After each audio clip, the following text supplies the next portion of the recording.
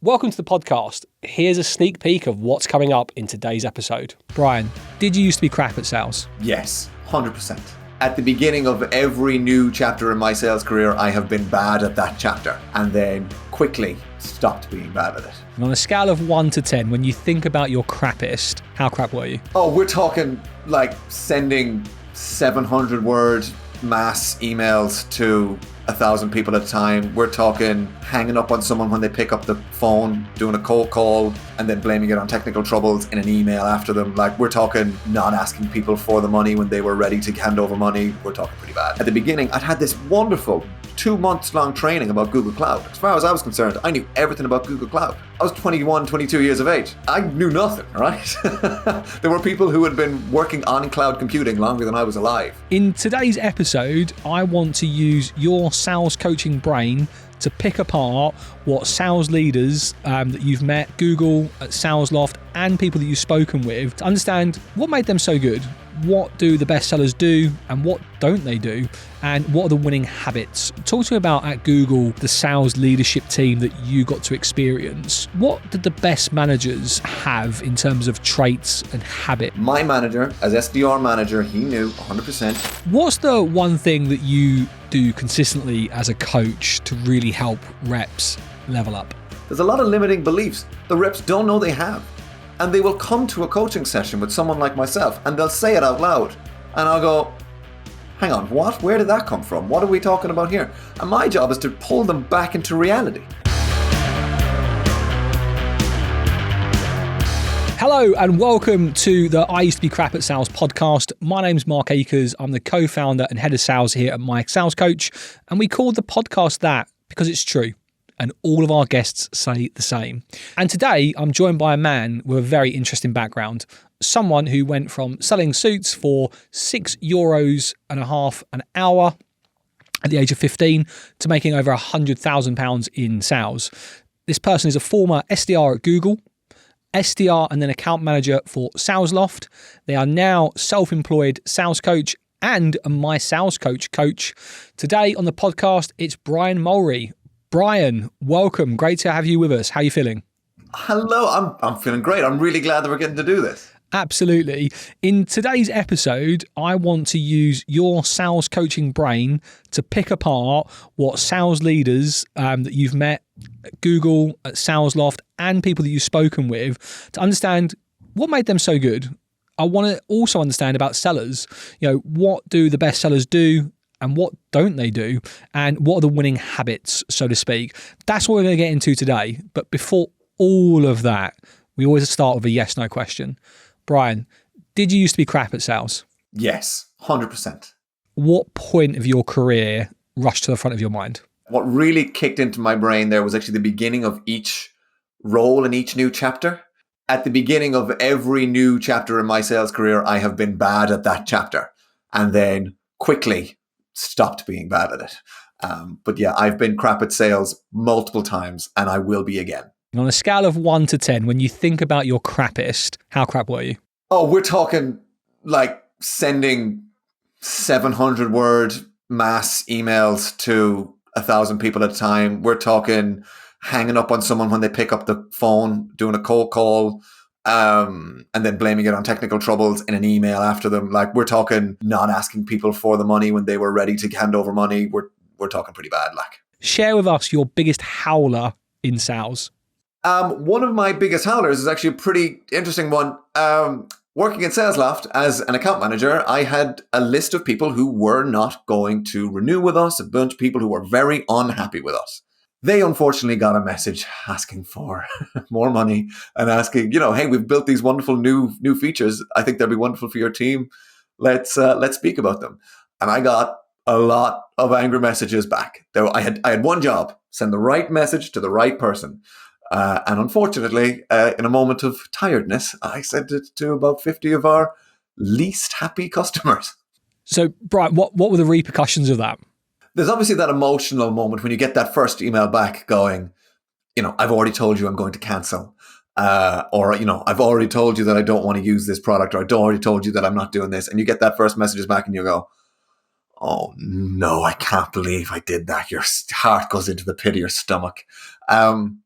But the actual repercussions were that I guess if I had wanted to try and salvage any of those customers, all the goodwill was gone.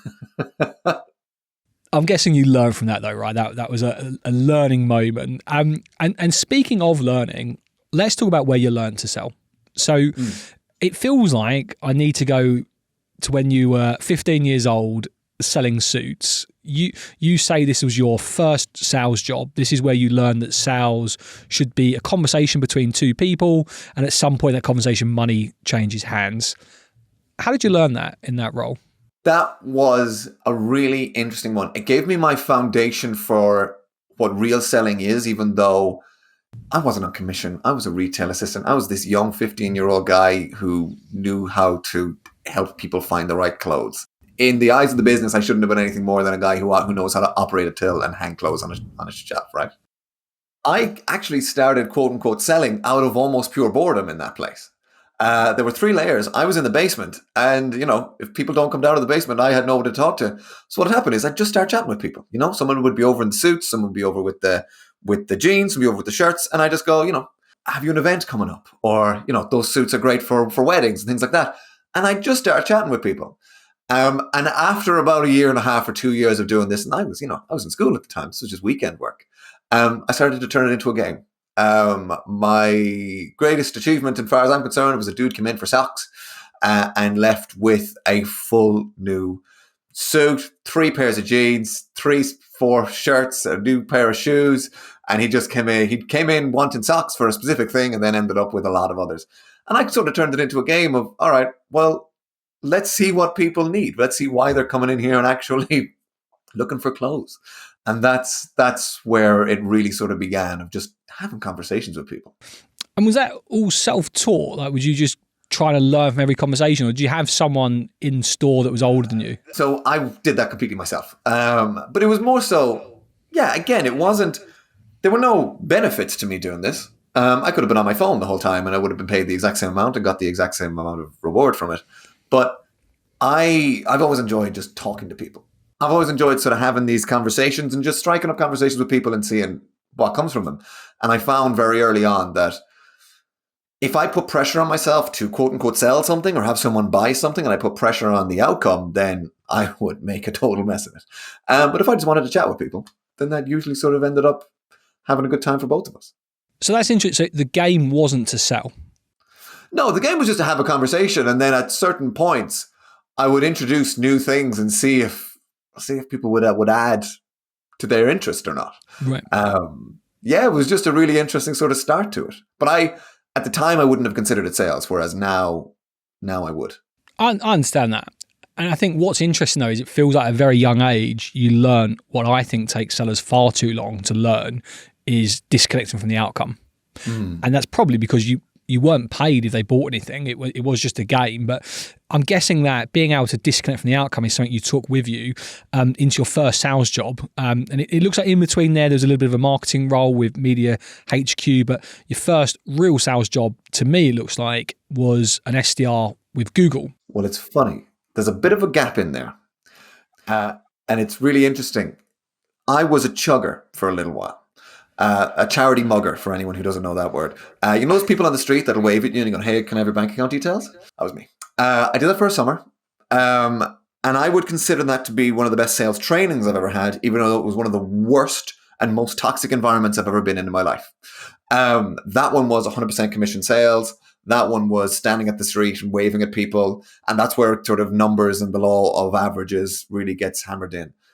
It was interesting where, as far as we were concerned, 100 waves was 8 stops. Oh, sorry, it was 10 stops. Of those 10 stops, you'd get 8 conversations. Of those 8 conversations, you get 5 closes. And of those 5 closes, you get 1 sale. So it was one of those things where you had to know your numbers. And people talk about it with door knocking.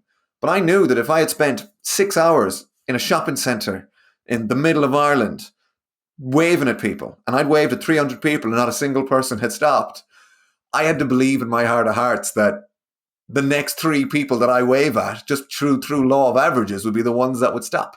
And there was a bunch of different elements that added to that. I learned a lot about what good sales management is by learning what awful sales management is.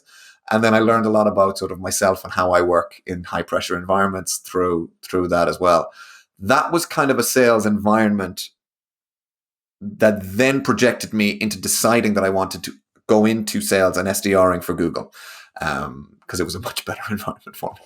I can imagine. I would love to pick your brains on being a chugger. That's not a phrase I've ever heard of before, but let's remain true to the mission of this podcast, and let's focus on later stages in your career. But yeah, I'm sure there's loads we could talk about and loads of funny stories, I'm sure, as well.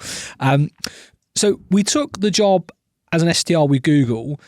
Just tell us about that, right? Google's one of those companies that everyone just thinks must be fun to work there, right? They've got the slides, the bean bags, the table tennis, the whatever, fun chairs and all this stuff. What's it like being what must be, a young man getting that job at Google, going from working in a clothes shop, being a chugger, using your phrase, to working at Google? What was that like? Well, you know what's funny? I never saw the bean bags, the slides, or anything like that, because I started in July 2020. We were all locked down. So I had the glamour and glitz of working from a Chromebook in my bedroom. So that was sort of the extent to which the glam of Google Cloud came in. However, the experience that I had there, what it was like, it was actually really, really interesting, because you'd think that a massive corporation like Google would have everything nailed down, and it's just like every other sales org. You still have problems with sales apps, you still have problems with updating your CRM, you still have problems with, product market fit and messaging and targets and accounts and commissions and everything. It has the exact same challenges. And I think the way they do that is they keep everything small. So I was on a team of about 20 SDRs targeting the globe. However, in that, I was broken up into a smaller team after a little while. And at the beginning, I started selling enterprise, and then later on I started selling SMB. But they kept it in quite small, siloed teams to keep that startup culture and that startup feel throughout the massive organization. That's kind of the way that it felt. That's what it was like while I was in there. Would that surprise people? Some of it maybe not, like the CRM universal problem. But having that product market fit, I think, would surprise people. Talk to me about the SDRs that you work with. When you joined, you've obviously said at the start of the podcast, every job you took, you initially were crap at it and you progressed. But when you reflect back on that SDR team, were you on par? Were they elite? How did that team compare to yourself? We were normal sellers. Right. We were just regular people. You go out, you make your calls, you send your emails, you do your LinkedIn steps, and you come up with tactics and plans and messaging, and then you send them out to people. And it's funny. I actually think selling for Google Cloud was really difficult. And some people would say, how? You're Google. Reason being is my prospects knew more about Google Cloud than I ever could. There were 3 players in that space: AWS, Azure, and GCP. So it's Amazon, Microsoft, and Google.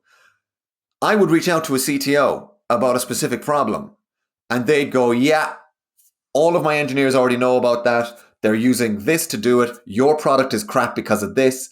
Google Cloud doesn't fix that problem for me. They knew more about it than I did. So a big part of my job was either re-educating people or finding the right people with the right messaging. It was a lot of testing. But that was a strange environment in that you'd think, everyone wants to talk to Google. They don't if they know exactly what you do better than you do.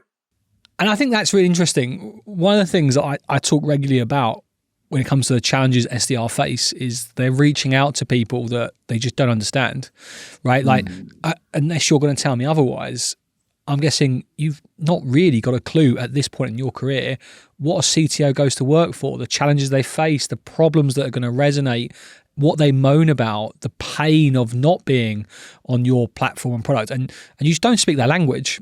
Yeah. And when you're speaking to someone that thinks they know everything, that can be really difficult. So who enabled you as an SDR and as an SDR function at Google? Who helped you level up and combat that?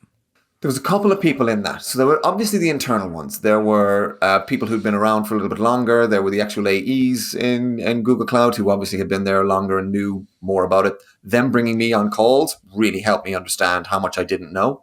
Obviously, there was enablement people internally, a guy called Ludwig Hofmeister, which is an incredible sales enablement leader based in Ireland, despite his very German name. However, that actually, at that point in my career, I actually discovered John Barrow's sales. And for anyone who doesn't know him, he's an American sales trainer and he puts out a lot of content. And I was kind of looking at it going, oh, that's interesting. That's interesting. That's interesting. I connected with a dude called James Buckley, who used to work or still works with John Barrows. James is this American trainer. And we just got chatting. And then all of a sudden, James was introducing me to new ways of thinking and new ways of doing that were very Bryan. They were very me and how I operate. They were very authentic. And I had to lean into the fact that I didn't know as much as the CTOs. And my messaging changed from I know everything to I know a lot about this one thing that you probably don't know about. Let me educate you. Let me help you. Let me challenge you on this.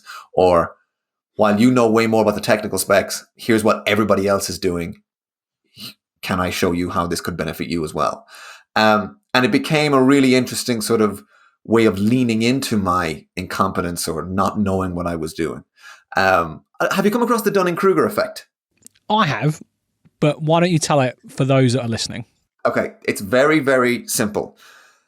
At the very beginning of learning about a topic, after you get about 10% of the material, your confidence is super high. You're like, I put 20 hours into this thing. I know so much about it. And then you put 5, 6, 7, 8, 9, 10 more hours into it and you realize you know nothing. And what happens is you go into what's known as the valley of despair, where you go, I will never know everything that I need to know. And the more time and energy and effort you put into that topic, that task, that skill, you go way back up in your confidence levels. But it takes a lot longer. And you go from sort of unconscious incompetence, where you think you know a lot, but you actually don't, to conscious competence, where you know all of the things that you should know, plus what you don't know.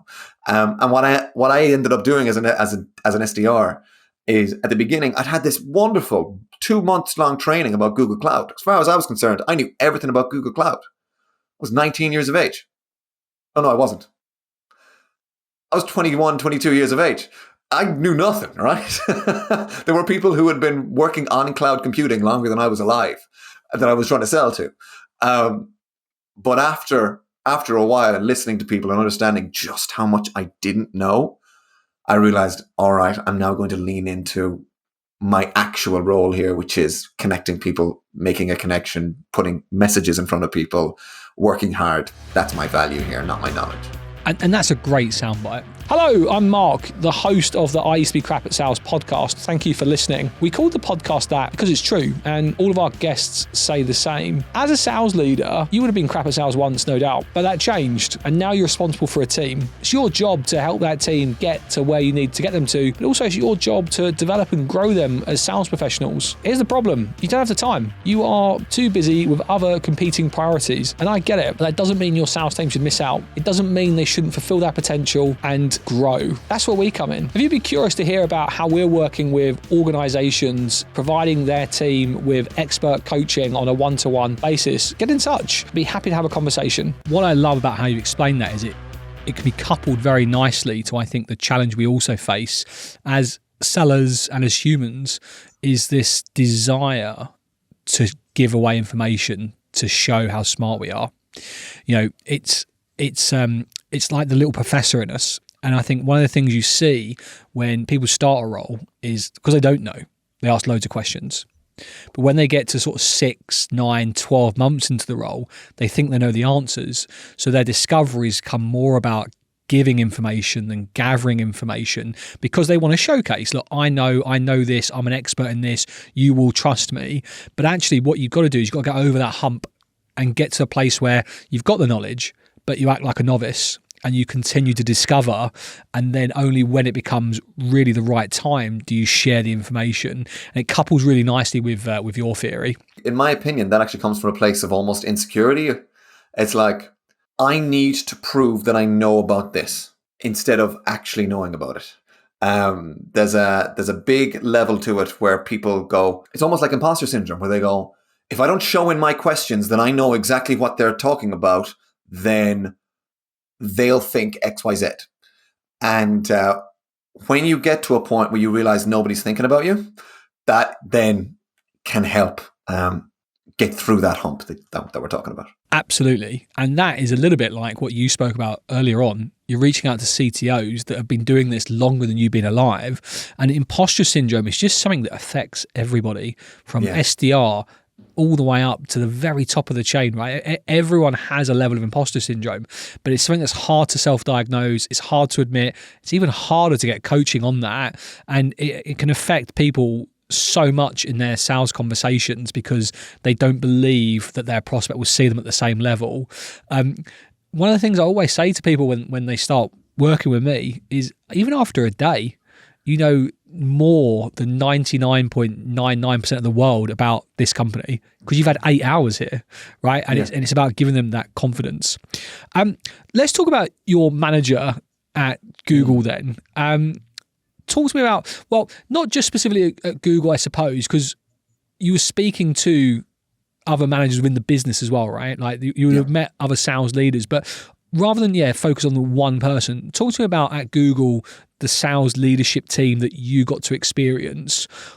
What did the best managers have in terms of traits and habits? Because you've alluded to learning about bad practice in an earlier role.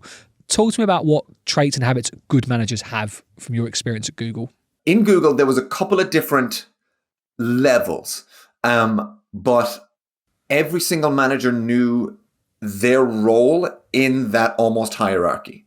My manager, as SDR manager, he knew 100% his job was to look after me and make sure that I, as his rep, was fine emotionally, physically, and hitting target. All of those were key to him, especially during a pandemic, right? Above him, that manager knew that he needed to make sure that all the SDR managers were fine, that they were all working well, but they were able to produce their results. And then above them, they actually had to look at overall org structure. And it's funny, knowing this from an SDR level, I knew my manager knew exactly his role, who supported him and how he was supported, and knew how that rose up the chain. And because it was so clearly defined, not in rigid senses, but in a secure sense, he knew exactly where his boundaries were here, where his responsibilities were, and that allowed him to then be creative within those walls. As far as I'm concerned, when the walls are blurred or when the obstacles are blurred, there's no room for creativity. Creativity is wonderful in a box. You just have to know where the box is. So my manager knew exactly what he needed to get out of me, and then he focused properly on two things. I was at the beginning of my SDR career. We focused very much on numbers. Not on output, but on the numbers that actually mattered. He shared with me the difference between, your vanity metrics of KPIs plus the ones that actually mattered and then how they filtered into the overall org. And we also focused on numbers of other performers and top sellers and top performers. He gave me something very, very tangible to do. And now looking back, it was because he wanted me to get my reps in. He wanted to make sure that I was getting 1,000 calls in a year or 1,000 emails, because he knew the more I did it, the better I was going to become. So throughout that, he focused very much on where I was at in my career, not where he wanted me to be. That was key. And then it was funny because we were a sales role. He actually took the pressure off on the results side. Not more so, he took the threat away. He was like, if things start to go south, here's the process. And he did this very early in my career. He was like, here's the process. You're not going to get a knock on the door one day and be told you're out. Here's what the process is for and why it is the way it is and how it works. And that removed the anxiety from me. Not the anxiety of selling. That didn't leave for years. But the anxiety of, if I'm bad at this, I will be let go. It was almost like I was given permission to be bad at it at the beginning. And that was really key. So there was a couple of different elements to it, in that he was secure in himself and knew where his boundaries were. I knew where my boundaries were. I knew the worst case scenario. I knew the best case scenario, and he gave me something very clear to focus on, which was, here are the numbers that we need to look at the beginning of your career. That was key for me. Sounds like he just knew how to create an environment where you felt comfortable to do what was being asked of you and be successful without the pressure. What did your one-to-ones typically look like then? My one-to-ones were manager one-to-ones. They were not coaching one-to-ones. They were number run-throughs. Here's what other people are doing. Maybe show me an email or two. But it was, every seller will know this. You get in, you talk about your numbers, you talk about what's going well and what's going badly. You're asked a couple of questions. You don't really have any follow-ups to do afterwards. It's quote-unquote check-ins. Are you doing okay? What are your numbers like? Okay, we need to change that number, make more calls, make more emails, do these things, etc. It's nothing crazy. The coaching element was led by somebody else, so he just did the standard manager stuff. How did that make you feel? Pretty fine. I was happy with that at the time. I didn't know what I was missing. Okay. I did feel a little quote-unquote scrutinized at the time, but that's part of the job, that's part of the role, you know? It was more being held accountable to the right things. I don't have any sort of really positive or negatives to say with that sort of management style. It suited what he needed to do and it suited what I needed, kind of, at the time.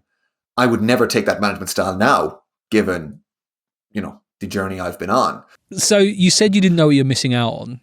Looking back now with your coaching hat on, what were you missing out on? Questions, not answers. I would say something along the lines of, I'm not getting enough call connects. And the response would be, here's how you fix that. That's a manager hat. Or we need to get your call connect rates up. We're going to focus on these numbers and this is how we're going to focus on those numbers.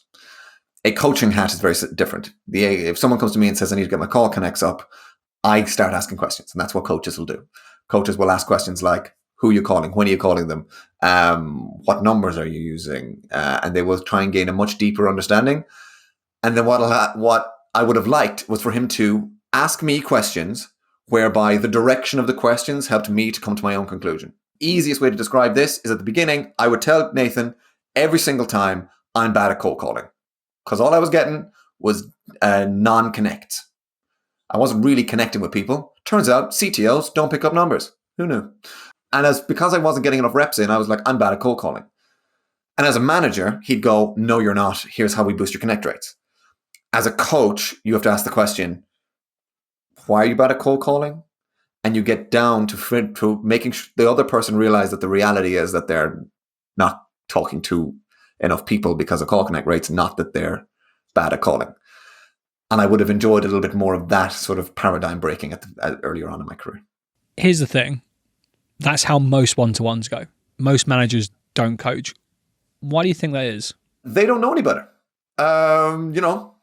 They were managed in a certain way, so they'll manage someone else in a certain way. But also, their managers are asking them about numbers and results and things like that. So if the CRO is asking the VP of sales, asking the sales directors, asking the SDR leaders, asking the SDRs, and it's numbers all the way down, what else are you going to get? When I was an account manager, at least at the beginning, most of my one-on-ones were just deal reviews. What's happening this deal? What's happening this deal? What's happening this deal? What's happening this deal? Do you have next steps? Yes. Okay, cool. Update the CRM, please. That was most of those sessions. We then had to dedicate time to coaching. And sometimes they happened and sometimes they didn't. But, the manager one-on-ones where someone was going to ask them what I was doing, those answers were always given, whereas the coaching ones, they weren't always fulfilled, at least at the beginning of my time as an AM. And that is where the challenge lies, the manager using the one-to-one to fulfill their agenda and their goals for what they need to provide up, rather than making it about the individual. You talk about how your journey has shown you a different way. Let's get into that. SalesLoft. You took another SDR role at SalesLoft. At the time, what was the appeal? SalesLoft had the best sellers in the world selling a technology that I loved. I got to a place in Google Cloud. So Google Cloud bought SalesLoft as a tool to use, and I was the EMEA guinea pig for that. So I was spending half my days teaching people how to use SalesLoft and half my days teaching people, cold calling and selling for Google Cloud. And at that point, I was quite good in Google Cloud. I was the top. There's a story about me hitting Q2 target in 4 days in my second last quarter there. So I had a lot of time on my hands to fulfill with this. And I kind of looked up for a second. And I saw the AEs that had years of experience in Google Cloud. And I could see myself on a track earning 100K a year, 24 years of age, working for Google, living in Dublin, selling Google Cloud to small businesses, really, really cool work. But it would have required me to care about CTOs, CIOs and their problems. And I went, I don't know. And I spent half my days talking about this really cool tech. And then when I looked at the business, it was full of some of the best sellers, the best sales leadership, the best sales thought leadership, the best sales culture I'd come across, given the opportunity to move to London. And I went, you know what, I want to get in there. So then I did that. I applied for SalesLoft and got in there. And it feels like you had huge success there. I noticed on your LinkedIn, it said you were the second highest performing SDR in your region. Shout out to Callum McKenzie. And yeah, shout out to Callum McKenzie for being number one. What was Callum doing differently to you? That man is a workhorse. That man is nothing but consistent. Callum just gets it done. So I was going to push you on that, because when I ask sales leaders what do their top performers do differently, and they say, oh, they work harder or they're a workhorse, I'm sure they are, but there are traits and habits that are different. And it feels like you've just touched upon it there as well. So Callum would just continually ask for help, seek feedback, and use that, I'm guessing. What about in his conversations? What was he doing differently there when he was reaching out and booking meetings as an SDR? Was he doing anything different with his outreach to you? Very little. We'd always share things across teams. In his continuous work on himself was consistent. So I get he was working on himself. I get that he was seeking feedback. I get that he worked maybe just that little bit harder and maybe more focused and didn't maybe veer off the track to try new things. But I'm curious, in his actual conversations, was he doing anything differently with prospects? The conversations that we were having would have been quite similar, maybe 1% to 5% different.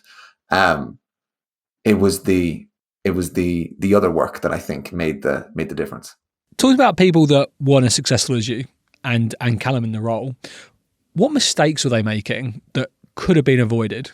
There is a set way of doing the SDR role or a role in your organization. And what everyone will do is they'll tell you, go and copy the top performer. Okay? So let's say you do that. You go in, you take exactly what the top performer is doing, and you copy it. If that is all you do, you will be a middle of the rail performer. Because what people would do is they'd set one way of doing things and then consistently repeat that one way of doing it, regardless as to whether it was working or not, or getting them the results they not. It was the quote unquote right way of doing it. And they were looking for the right way of doing it. Unfortunately, with sales, there's no right way of doing things. Everything is relative. Everything is relative to the situation that you're in. The market's changed. The person in front of you changed. Their mood has changed from the last time you talked to them. Everything is consistently changing. And you as a seller need to be able to maneuver that and watch out for that and be ready for that, rather than going, hey, I've put the right ingredients in and I've put it in the right process. Why am I not getting the results? Sales isn't like that. And people like to think of it as, people like to think of it as that, especially because we were working with a product that sort of processified the outbound process. It was, it was almost conducive to having a mechanized or a process-driven methodology of, if I just put more inputs in, I'll get more outputs. But that gets you a baseline. The extra bits of becoming a top-performing seller, you need a bit of creativity, you need a bit extra ways of doing things, you need consistent, continuous improvement. That's the difference that it makes between someone who becomes a middle-of-the-road performer and someone who I guess, gets bored too quickly to stay a middle-of-the-road performer. It feels like at SalesLoft is where you really flourished and developed as a sales professional. Talk to me about the manager that you had there and the impact they had on your development. So I had 3 managers in SalesLoft. I had one as an SDR, and then I had 2 as an account manager. What was really consistent was their care and attention for me and my personal growth and my personal and professional development. That was above and beyond anything I'd ever seen. They really taught me the difference between a manager and a leader. managers focus on numbers, leaders focus on trajectory, and just growth in general. And what I really learned was that a great leader can manage a team quite well, but a great manager isn't a good leader. And we can spend a long time chatting about the differences between the two. But what they did quite differently was find opportunities for me proactively, or point out things I didn't know, be able to tell me exactly what other reps were doing that was and wasn't working, and proactively provide that information to me so I could add it into my mix, and force me to take breaks. That was key for every single one of my managers. Forced me to take breaks. I didn't take a proper break in SalesLoft for 10 months. A reason being was because for my first 5-6 months, I was on the enterprise team. And then I was like, yeah, I'll take a break when the new year begins. And then all of a sudden I was kicked to a new team and I went, well, I can't change now.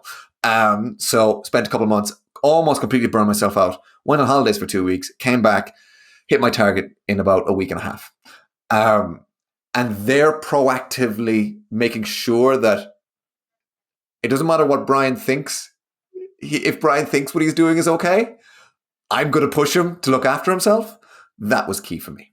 A guest I recently had on the podcast spoke about that. Spoke about managers identifying burnout, encouraging people to use their holidays, and actually not just have like one day off. It's like take a break, take a week off, take 2 weeks off. You speak about experiencing burnout.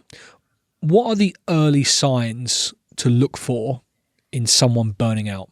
You're on autopilot. You're working on autopilot. You're going to work because work is the next best thing to do. Your calendar is dictating everything in your life, and you're just following that. You're living life on autopilot. As a lot of people will feel that they're living life on autopilot, and that's fine.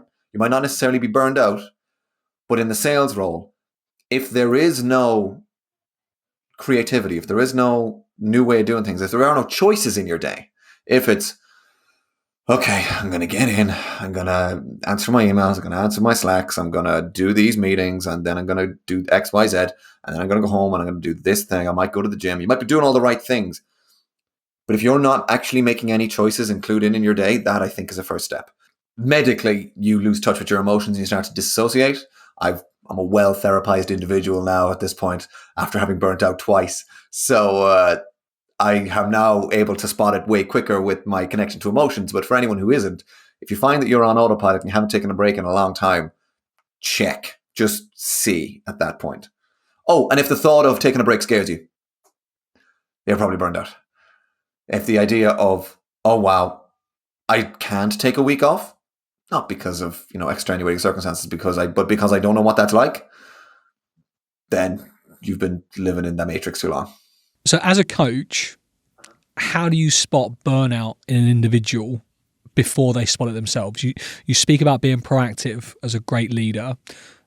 How do you proactively spot burnout in someone else? They have absolutely no emotions when they're speaking about the problem that they're coming to you with. Nobody goes to a coach without having some kind of problem in their head. Or at least our jobs as coaches is to pull problems out of people. So even if they come in and go, I'm fine, my job is to help find areas of improvement. And if I can't attach that to any kind of emotion whatsoever, that's a red flag for me. If someone is telling me, I'm not hitting my target, and I go, how does that make you feel? And they go, well, I'm not hitting my target. I'm like, hang on, how does that make you feel? And if they can't verbalize any kind of emotion whatsoever, I'm red flags are going off in my head, and I'm going, all right, where am I finding you? What's going on here? There's additional things, and I'm starting to talk about life and family and situations and things like that, which can make some people relatively uncomfortable because, you come to me for cold calling, email writing, just getting better as a seller, and all of a sudden I'm talking about your dad. It's not even that it's all linked, it's all imperative to each other, the worst sales days I've had have been after fights with my girlfriend. But not realizing that I was walking into work with that energy. No wonder they weren't enjoying my cold calls. I was still angry about the conversation I had with my girlfriend. I was angry on the phone. So that is how I spot it as a coach. I try and attach it to some kind of emotion. And most people are able to verbalize an emotion, even if they're not, zen and monk-like. You're able to verbalize some kind of emotion. That's what's key to me. And let's talk about now the people that you've had that you would speak to, right? So your bosses at Google, at SalesLoft, and you spoke really highly in particular about SalesLoft hiring the best sales leaders and sales talent. No doubt they didn't suffer any falls at Google as well from a leadership point of view. Indeed. Let's imagine you were tasked with creating the perfect sales leader. What habits and traits do they have? What do they care about? Where do they spend their time? A manager is someone who internally cares deeply about the data and externally could not care less. It's such a strange sentence, but what I mean by that is they themselves need to be on top of the machine that they're running. Every element of it, know every cog, every spoke, every single element of that. And then, when it comes to working with their reps, they shouldn't even talk about numbers. They should go way deeper into the person, who they are, what they're getting on with, what they do and don't, even like creating in their environment that works best for them. Matthias Schaeper, who now runs her own business and was an incredible SDR for SalesLoft on the DACH market, didn't cold call because she booked all of her meetings through LinkedIn. And then there were some people who just cold called in SalesLoft and booked all of the meetings through that and never did a single thing on LinkedIn. And being able to find the right thing for your reps rather than telling them what the right thing is, that's what the manager should be. But they themselves should know every single element of the data, the KPIs, how it works, how it moves, everything like that. But I, as a rep, shouldn't know that you care about your numbers at all. Because when you are only numbers focused, I'm only numbers focused, and that's going to lead to bad behaviors. And how does your answer change then if I said sales leader? Leaders are all about empowerment. So with them, it's almost like Ollie Sharp is one of the best people in this space, where what he does is he goes, all right, is the entire sales org happy? If it is, I know that if the targets are realistic, they're going to hit it. Now, obviously, he's way more detailed than that. But leadership in a role is very much about empowerment rather than enablement. Manager's job should be to take all the obstacles out of the way and just let you run. A leader's job should be to point you in the right direction and fill you up with energy juice. If I were to create a leader, what they do all day, every day is speak to reps, customers, things like that, and focus deeply on the human element and the human level.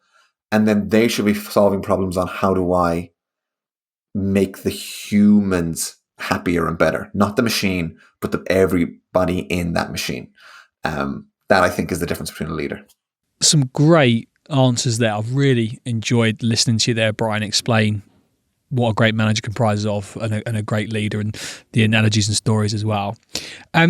Let's come with some closing questions to bring us towards the end of the podcast. I'm keen, as a sales coach that you are, to get your take on this. How often should a sales rep receive one-to-one coaching from their manager? My standard is once a week, right? And it's dedicated coaching time, not manager time. It's dedicated upskilling, things like that, right? That's a standard answer. Some managers shouldn't coach, and some reps should not be coached by their managers. Reps will need continuous development and someone that they can speak with about the coaching element. But the whole point of a coach is to ask questions and guide people to answering their own questions. A manager's job in some cases is to give answers, and a coach's job is not to give answers. So how often it should be happening is, as often as needed. At the very beginning of a career, reps may need coaching every 1, 2, 3 days. Whereas, if you spend 30 years in sales, you're actually going to probably shy away from a coach because you might not even want to be called out. Talk to me more about that. What is your experience of the average manager and their coaching ability? This comes from not my experience as a coachee, but my experience of selling to sales managers and sales leaders. Typically, the route is you are a wonderful rep, so let's put you in charge of a bunch of other reps, and then you can just, create a bunch more yous, right? That's the standard track for for managers. And someone goes, wait, I can make money off somebody else's deals and earn a commission on their percentage as well as my own? Yeah, sure, I'll do that. I'll just tell them what I did. And then they get numbers focused, and the skills that helped them really excel as a rep are the exact opposite skills that helped them as a manager. Harvard Business Review did work on this years ago. I learned about this in college. Number one skill of a sales manager is listening. That is not necessarily, although it should be, but that is not necessarily the number one skill of a top performing sales rep. The idea is that most managers are results focused and results oriented from a numbers perspective. Coaches are growth focused and progression focused. So they're not necessarily always focused on numbers. They're focused on, I guess, expanding the human being that's in front of them. And those are not always the same. And they shouldn't have to be. Sometimes if you need a hardcore numbers driven manager that can instill fear in a bunch of junior reps, and that's what your business is built on, they're not going to be a good coach, and that's on purpose. I couldn't agree more. But therein lies the challenge, because we spoke about this earlier on. You feed up as a manager, and therefore you have your own goals, your own objectives, you've got your own reports to put together. And it's almost an impossible task to be a manager and a coach, because you have your own agenda, you have things that you need that team to do, and that might not align to their growth needs. And therein lies the challenge. And that's why we have people like you at MySalesCoach to be that external person that isn't connected to the goals, isn't connected to the company number and vision, and you can spend your time, what you're very good at, not being connected to the outcome. This is about being connected to the individual and their needs. What's the one thing that you do consistently as a coach to really help reps level up? Every rep has a stupid idea in their head that I need to squash. And it's not the same one, but it is, every rep has this limiting belief or just something in their head that they believe about themselves that is not reality. If you say, I'm bad at cold calling, or I'm not a good salesperson, or even something as innocuous as I shouldn't be here, or I'm the worst person on this team. There's a lot of limiting beliefs the reps don't know they have. And they will come to a coaching session with someone like myself and they'll say it out loud. And I'll go, hang on, what? Where did that come from? What are we talking about here? And my job is to pull them back into reality and go, hang on, you're telling me that because you missed target last month and you're working really hard, but you're selling to the French market and they're all gone in August, that you're a bad rep. And they're like, huh? I'm like, yeah, that's what you're telling me. That is sort of key for me as a coach, is pulling these limiting beliefs and just pulling these things that people just take for granted about themselves all day, every day. And then all of a sudden they speak it in front of someone like me and I go, what? And I get to break those beliefs. That's a big part of my job. I see that all the time. One of the things that we do at MySalesCoach is we provide assessments that assess individuals and actually compares them to 2.4 million other sales professionals. And one of the competencies it looks at is self-limiting beliefs, but actually supportive beliefs. And one of the things that we see is in low to mid performers is their supportive belief is low. And what that means is they let what they think be true become true. Right, so if they think I'm a bad cold caller, they take that into their work and they don't do it. They shy away from it. And I think this all ties back to that self-limiting belief, that imposter syndrome, that anxiety that turns into reluctance. That turns into what is a real killer in sales, or procrastination, not doing anything, focusing on other tasks. Oh man, I remember being busy for 2 hours a day filling info into the CRM. Exactly that. I'm going to end it with one final question. What's the best piece of advice a sales leader has ever given you? It's not about you. Simple as that. It's not about me. But that works across every other area of sales. Do you know what I mean? Had a good day? Great. Not about you. Had a bad day? Great. Not about you. Someone hangs up on you and, I've been told some awful things on cold calls. That had nothing to do with me. I was just the wrong place at the right time. My messaging, as soon as I'm talking about me and what I do and how I work, I'm in the wrong place because it's not about me. It's about them and their pains. When bad things have happened in sales, it's not been about me. When great things have happened in sales, it's not been about me. This idea of it's not about you really puts things into perspective. You're still in control. You're still in charge. It's still your responsibility. But when you realize that the world of sales, it's not about you. It's about everything and everybody else. You start focusing on everything and everybody else instead of focusing on yourself. It's a great answer. The only thing I'd add to that is you said it's across sales. I think that's across life. I think if you can put it's not about you at the front of your mind and engage other people, like the conversations you have, what you learn, like just be interested in other people to be interesting. It's one of the worst habits you can see in someone is when you start talking and they're trying to connect with you, but they make it about them. Right. Yeah. It's like, oh yeah, that's happened to me. And all of a sudden you're hearing their story.